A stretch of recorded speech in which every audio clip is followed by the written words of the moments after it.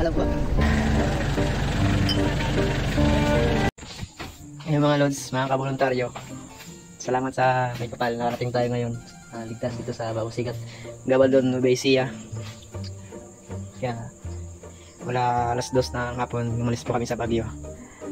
Kaya nakarating kami ng alas 3 ng hapon din sa Alcala.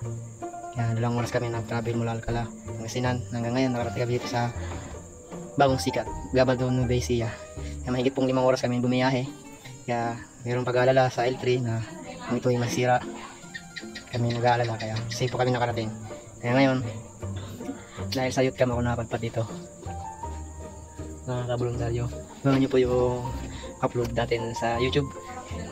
First time natin mag-upload sa YouTube na may intro, may voice over, pero tayo ngayon ay organic lang mag-upload. Walang intro ang mag-comment pangit, yun lang ibig sabihin nito. Kaya wala lang, abangan nyo po yung day 1 hanggang day 2, day 3 ng ating mini vlogs. Ito yung vlogs na rin pagsimula ng ating pag-edit, titik ng video and photos. Kaya subscribe natin, samahan niyo po ako sa mga upload na ating gagawin sa YouTube, Facebook o ano man. Kaya maraming salamat sa panonood ninyo. Stay tuned po kayo sa mga upload natin. Hello po.